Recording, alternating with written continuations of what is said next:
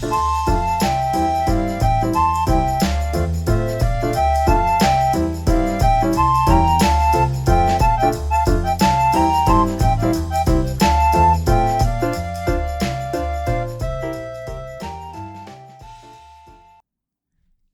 everyone, welcome back to Sakyo Jun's live channel.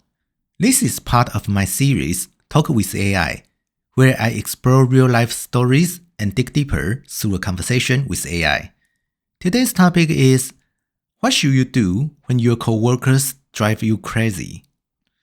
Today's story comes from someone dealing with a couple of difficult coworkers. The first situation involves a colleague from another department. In this workplace, different teams often have to collaborate, but this person tends to be pretty pushy.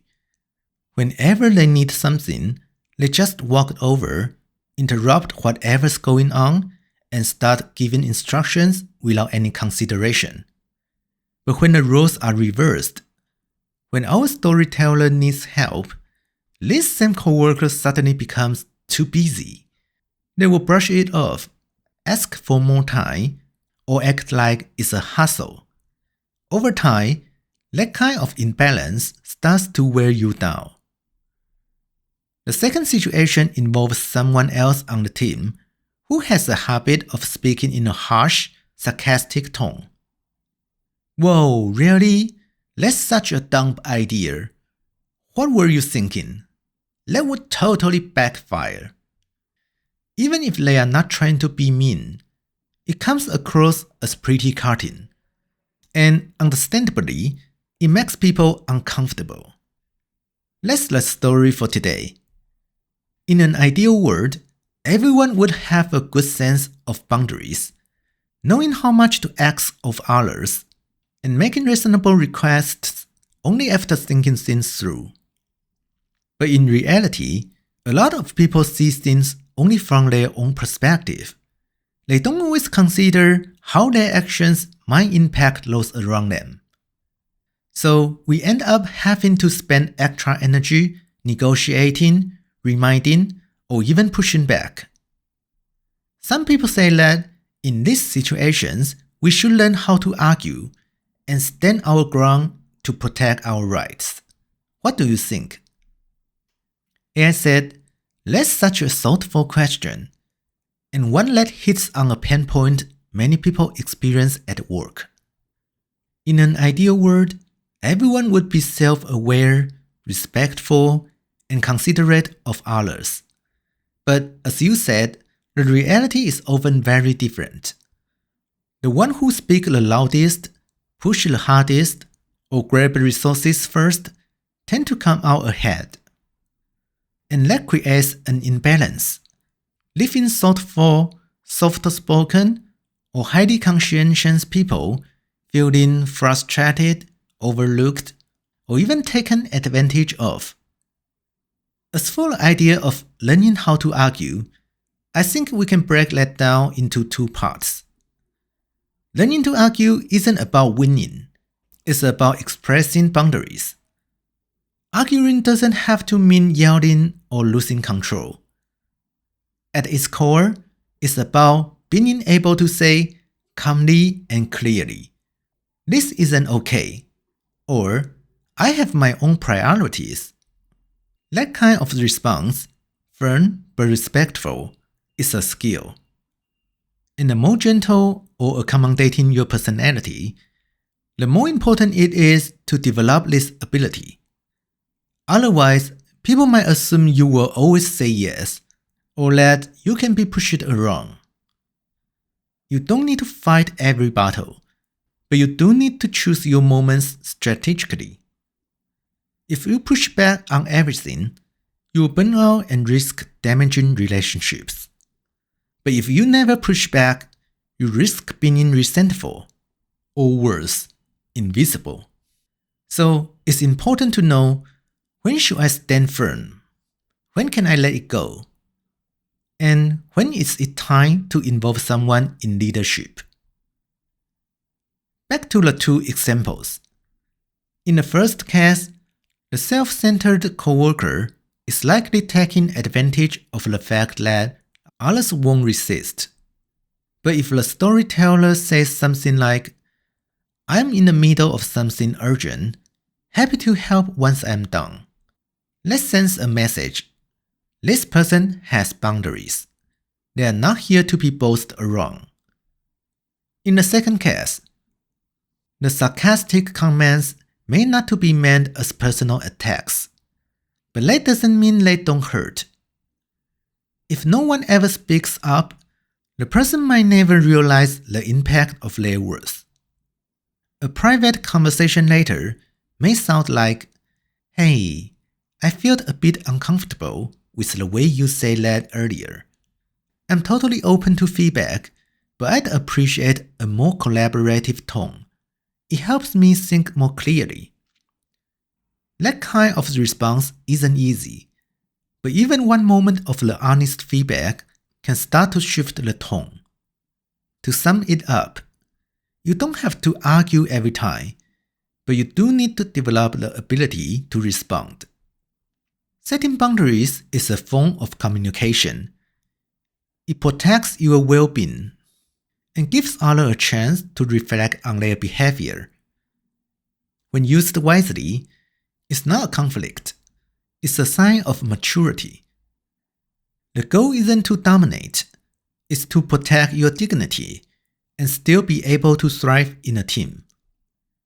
That was A's response. It made me pause, and here's what I wanted next. I agree. Drawing boundaries really matters. But let's be honest, some people are just really aggressive, or they know how to twist words and make you second guess yourself. So, how do we deal with that? A said, when someone's being aggressive or using manipulative tactics, it's easy to freeze up. Even when you know you should set a boundary, two things get in the way: fear of conflict and the pressure of being steamrolled by the other person's intensity or tactics. And then comes the self-doubt. Am I just being too sensitive? Let's break this down into two scenarios. 1. When someone's being aggressive, step 1. Don't get pulled into their emotional wave. If the other person is being harsh or domineering, their goal might be to throw you off, to make you shrink back, so they don't have to deal with what you are bringing up. So the first step is to stay grounded. Don't react right away. Don't let their energy hijack yours. Here are some ways to respond. I can tell this feels urgent to you, but I need a moment to organize my thoughts. Let's come back to it in a bit. I'm open to having this conversation, but not in this kind of tone. Why this works? You are not getting sucked into a fight, and the other person starts to realize you are not someone who can be bullied. Second, when someone's using manipulative language, spot it, name it, redirect the focus. Some people use verbal tricks to twist the conversation or make you doubt yourself. Common tactics include guilt tripping. Don't you care about the team? Minimizing. Why are you making such a big deal out of this? Deflecting blame. Well, I only act that way because you did XYZ first. The key move here is to pull the conversation back to what really matters. We can talk about your point later, but right now, I just want to clarify what part of my request didn't sit right with you. We are talking about your tone just now, not my personality or anything else. I know you might not mean any harm, but I'd really like us to focus on how we can work better together, instead of figuring out who's at fault. These lines may not change the other person immediately, but with practice, you will notice something important. The more you calmly redirect the conversation, the more power starts to shift back to you. Bonus tip: take it through with someone you trust. After dealing with an intense or manipulative exchange, check in with a trusted coworker, friend, or mentor. Sometimes all you need is someone to say, "No, you weren't overreacting. That was a tough situation." It helps ground your confidence and remind you that your reactions are valid. If you are interested, I can help you put together a few to-go phrases like a personal cheat sheet for responding to pushy behavior or tricky language. Would you like that? That was A's response. And honestly, I thought it was pretty spot on. If you are someone with less experience in workplace, or you tend to be more soft-spoken by nature, it might actually help to have a few response templates ready. Think of them like little flashcards. So next time someone tries to push you around, you can just pull one out and use it. No shame in that. Next, I asked this. Okay, I get it. Setting boundaries and speaking up is important. But what if you are naturally gentle and the words just don't come out? How can we practice? Are there any easier way to start expressing ourselves? AI said, "That's such a great question. I know I should speak up, but the words just won't come out. That's one of the biggest challenges for people with a gentler personality when it comes to setting boundaries. And I really appreciate that you're not rushing to become someone you are not. Instead, you are looking for ways to communicate that fit who you are. You don't need to become forceful. You just need to learn how to say no or not yet in ways that both soft and clear. And yes, it's something you can absolutely practice. Let me offer a few ways to get started. First, start with soft statements that still show you have boundaries. These kinds of phrases sound gentle, but they still signal, I have my own priorities, and I'm not just going to say yes to everything. Here are some examples. I'm a bit tied up right now. Can I get back to you once I finish this? I hear what you are saying, but I need a little time to think it through.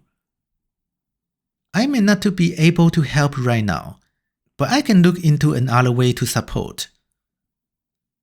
Would it be okay if we talk about this a bit later? I need to handle something first. The key here is you are explaining your position, but not attacking anyone. You are leaving a bit of space, but not just giving in. And here's another little trick. All of this start with I statements. I need, I feel, I'm not sure. That makes them harder to argue with. Because you are simply expressing your own experience, you are not blaming anyone. You are just being honest. 2 more examples. I'm not totally sure this is the best way forward. Can I take a moment to think it over? That comment made me a little uncomfortable. Could we maybe talk about this in a different way? Next, practice speaking up in safe, low-pressure situations. Gentle people often wait until the stakes are high and then freeze up. But you can build this muscle in everyday moments. For example, if you are picking a restaurant with friends, say, I'm not really feeling that place. Can we consider something else? Or during a game, I'm not in the mood for this model right now. Mind if we switch it up? Or even simpler, write down what you wish you'd say and read it out loud to yourself. That way, when you are actually in a tense moment, your brain is already familiar with the tone and rhythm of gentle, firm speech. Third, set a personal baseline boundary. Sometimes you won't be able to respond every single time. That's okay. But you can set a minimum limit for yourself. Try something like, I don't have to speak up every time, but if something makes me uncomfortable 3 times, I'll say something a fourth. This makes it feel more manageable and much less intimidating than expecting yourself to respond instantly to everything. So, if you are someone who's often too soft and ends up feeling taken advantage of, there are some phrases you can try and some small ways to start practicing. Try them out, see what feels natural. It's not about changing who you are, just learning to protect your space with calm, steady clarity. That was A's response. After hearing that, I found myself asking, so far, we've been talking about individuals, how gentle or quiet people can learn to set boundaries. But what about the bigger picture? When it comes to workplace or even broader social culture, is there a way to make sure that the voices that should be heard actually are heard, instead of just rewarding the loudest person in the room? AI said, that's such a powerful shift in perspective, looking beyond the individual and toward the larger culture. And you are right. In today's world, we tend to reward those who speak loudly, boldly, and confidently. But in doing so, we often overlook those who observe deeply, work quietly, and speak with care. That doesn't just silence individuals. It leads to a loss of balance and diversity in how teams and societies make decisions. So how can we start making space for the quieter voices? Let's look at a few levels where change is possible. First, workplace culture. Create systems that prioritize listening, not just speaking. Some organizations use structured turn-taking in meetings, or ask for written summaries before discussions, so people who aren't as quick to speak on the spot still have a fair chance to contribute. When a manager takes the time to directly ask for the input for quieter team members, it sends a clear message. Listening is part of our values. Second, team interactions. Learn to amplify other people's contributions. You don't have to be in charge to influence culture. In a meeting, you could say, I thought what Tom said earlier makes a lot of sense. I'd like to build on that. Or, the example Peggy gave really stuck with me. I think it's worth exploring. Highlighting what someone else quietly contributed not only validates them, it also models a new way of engaging, lifting each other up, not competing for airtime. Third, system design. Offer multiple ways to express ideas. Not everyone is at their best in verbal discussions. Give people options like anonymous suggestion boxes, written feedback channels, informal spaces for low-pressure conversations.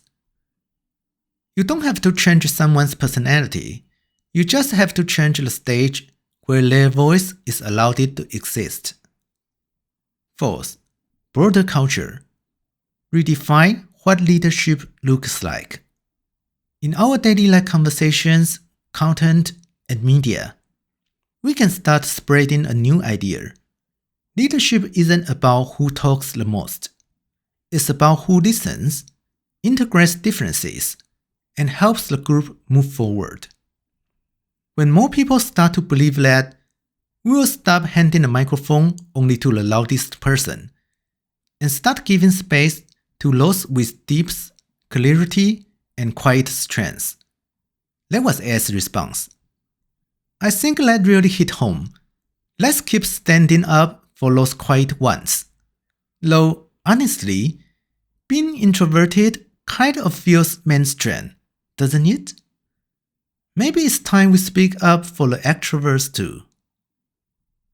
That's it for today's episode. Thanks for listening. And if this sparked any thoughts, I'd love to hear from you. See you next time. Bye bye.